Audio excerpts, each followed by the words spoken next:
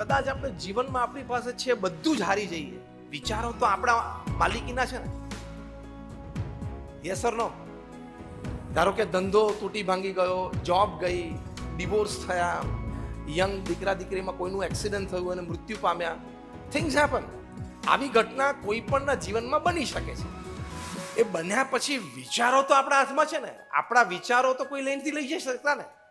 તો એ વિચારો ઉપર કંટ્રોલ રાખીને વિચારોને સ્ટ્રીમલાઇન કરવાને એ અગત્યનું જીવન મૂલ્ય છે. માણસ હારી ક્યારે જાય છે? જ્યારે વિચારો નબળા કરે છે ત્યારે. ખીણમાં પડ્યા પછી ઊંચા વિચારો કરે તો ખીણની બહાર આવે છે, અને ખીણની બહાર ઉભો ઉભો ખોટા વિચાર કરતા અંદર જતો રહે. આપણને ભગવાને બધાને બુદ્ધિ આપી છે, એટલે વિચારોની સ્પષ્ટતા, વિચારોની સ્વચ્છતા, વિચારોની સમૃદ્ધતા અને વિચારોની સાત્વિકતા, આ ચારે ચાર રાખીએ તો એ પ્રથમ જીવન મૂલ્ય છે. Because man at the end of the day is a bundle of his own thoughts. તમે સવારથી જેવું વિચારો એવું સાંજે થઈ જાઓ. જીવનકાળ દરમિયાન જેવું વિચારો એવું તમે જીવનના અંતે થઈ જાઓ. એટલે વિચારોની સ્પષ્ટતા અને સ્વચ્છતા, વિચારોની સમૃદ્ધતા અને સાત્વિકતા એ હોવી ખૂબ જરૂરી છે. બહુધા આપણને શું થાય? નહીં થાય, નથી ગમતું, નહીં ફાવે. આવા વિચારો પણ દિવસમાં ઘણી વાર આવે છે. નથી મજા આવતી, નથી ફાવતું, નથી ગમતું. પણ સવારથી ઉઠીને આ જીવન મૂલ્યોનું પહેલું મૂલ્ય છે. વિચારો કરવા થાય, બની શકે, પ્રયત્ન કરું તો થાય. Don't accept your limitations. Why are you creating your own limitations? આપણે આપણી મર્યાદાઓ શું કામ બાંધી દેવી? જ્યારે ભગવાને આપણા આત્મામાં અમર્યાદ શક્તિ મૂકી હોય. સ્વામી વિવેકાનંદ કહેતા, each soul is potentially divine. આપણા બધામાં અપાર શક્તિ છે. તો શું કામ હારી જવું? શું કામ થાકી જવું? શું કામ બેસી જવું? જાપાનમાં એક કોઈ નામની માછલી થાય છે, એને જાપાનીઝ કાર્પ પણ કહે છે. આ જાપાનીઝ કાર્પ માછલીની એક બહુ રહસ્યમય વાત છે. એ માછલી જન્મે એટલે એને ડોલમાં કે બકેટમાં, જે આપણે બાથરૂમમાં યુઝ કરતા હોઈએ, નાનું વેસલ, એમાં પાણી ભરેલું એમાં મૂકે એટલે એ માછલીના જીવનકાળ દરમિયાન 2 થી 3 ઇંચ મોટી થાય. એની એ જ જાપાનીઝ કાર્પ માછલી એ જન્મે ત્યારે એને મોટા ટેન્કમાં, અથવા ઓવરહેડ ટેન્ક હોય, આપણા ઘરની ઉપર ટાંકી હોય મોટી, તેવા મોટા ટેન્કમાં મૂકે તો એ જ માછલી 6 થી 8 ઇંચ મોટી થાય. એ જ માછલી જન્મે ત્યારે તમે એને મોટા તળાવમાં કે સરોવરમાં મૂકી દો તો એ 3 ફૂટ મોટી થાય. સેમ ડીએનએ, સેમ જીન્સ, એની સાઇઝમાં આટલો બધો ફેર છે. કેમ? વર્ષો સુધી રિસર્ચ પછી બાયોલોજિસ્ટે કીધું કે પહેલી વાર તરે અને દિવાલો જોવે એટલે પોતાની મર્યાદાઓ સ્વીકારી લે છે કે મારી માટે તરવા માટેનો આટલું જ ક્ષેત્રફળ છે, એટલે એનો વિકાસ એટલો જ થાય છે. It is all psychological, it is all mental. એ બધી આપણા મનની વાત છે, વિચારોની વાત છે. જ્યારે એને તળાવમાં મૂકવામાં આવે ત્યારે ખબર છે કે મારી માટે અમર્યાદ ક્ષેત્ર છે, એટલે એનો વિકાસ 3 ફીટ સુધી થાય છે. એમ આપણે મર્યાદા મનમાં બાંધવાની જરૂર નહીં.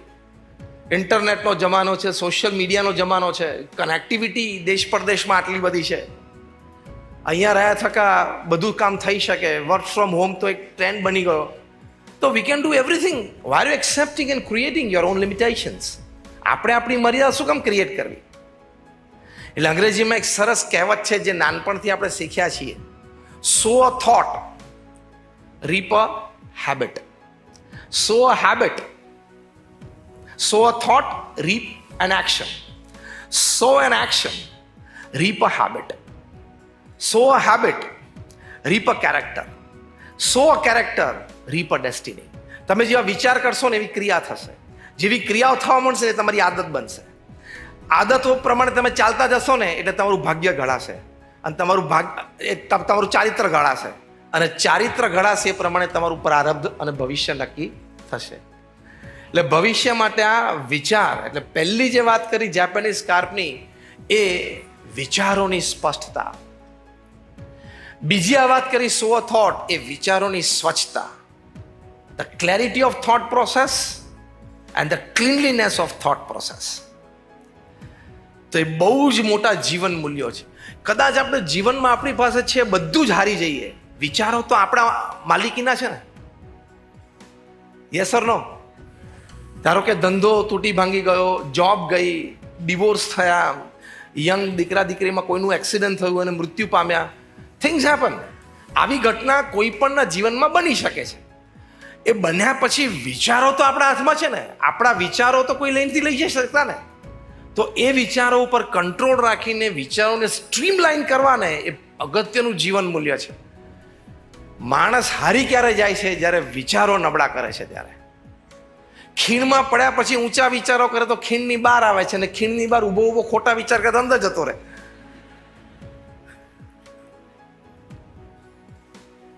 એટલે વિચારોની સમૃદ્ધતાની વાત છે.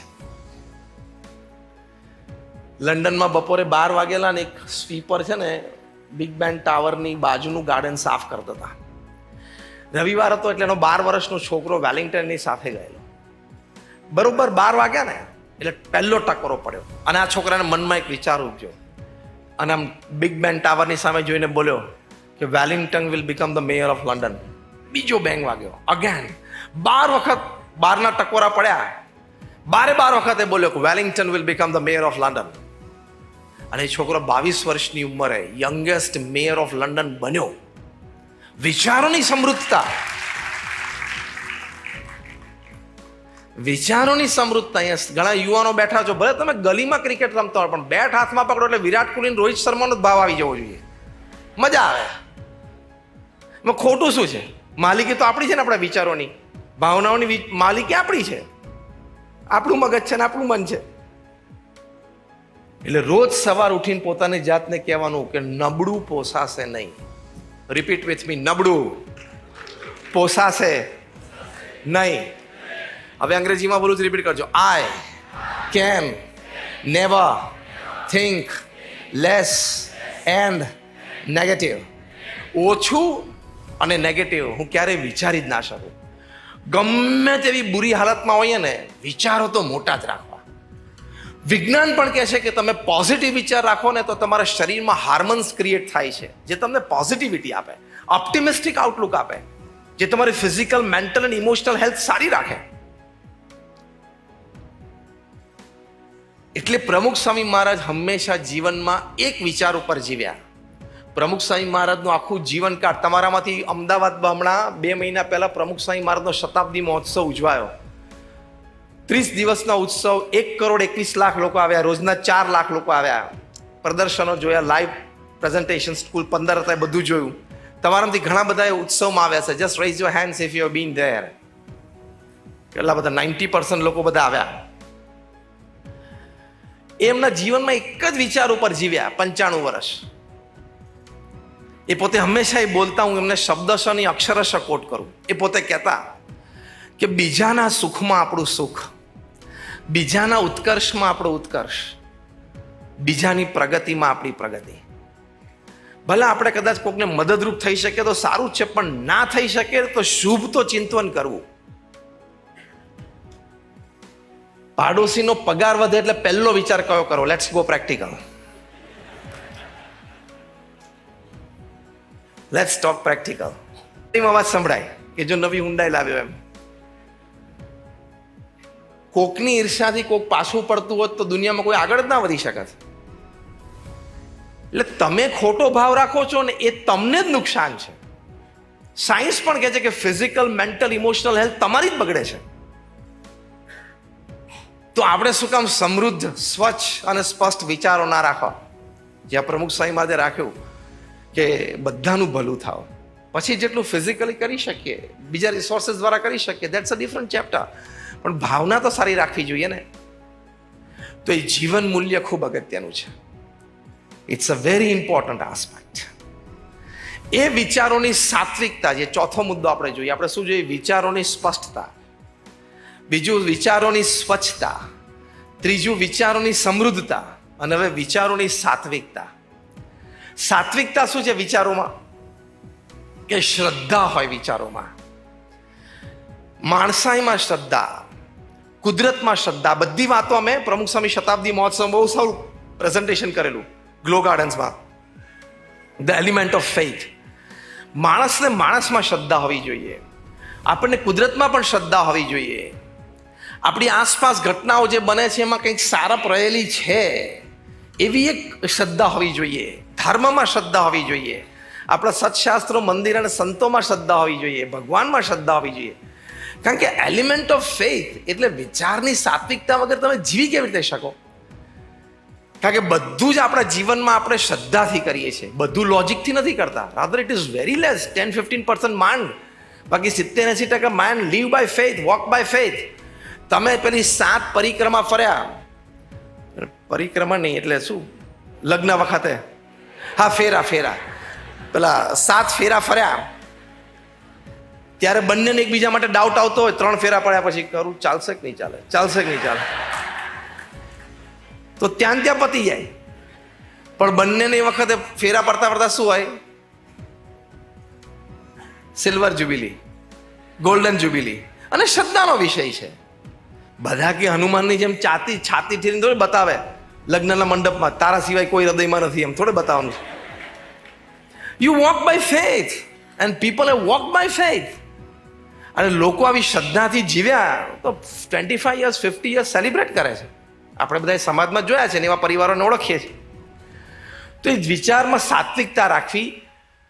તર્ક સારી વસ્તુ છે, પણ તર્ક અને શ્રદ્ધાને તમે બેલેન્સ ના કરી શકો ને તો તમે ખોટમાં જશો. અગેન આઈ રિપીટ, તર્ક સારી વસ્તુ છે, પણ તર્ક અને શ્રદ્ધાનું જો બેલેન્સ નહીં કરી શકો ને તો ખોટમાં જશો. કારણ કે if there are 10 problems that can be solved by logic, other 20 problems can get solved only by faith. એ શ્રદ્ધાથી જ સોલ્વ થશે. એટલે આ વિચારોની પરિપક્વતા આપણી હોવી એ ખૂબ જરૂરી છે. સુંદર એક વાત છે જે મેનેજમેન્ટમાં શીખવાડવામાં આવે છે.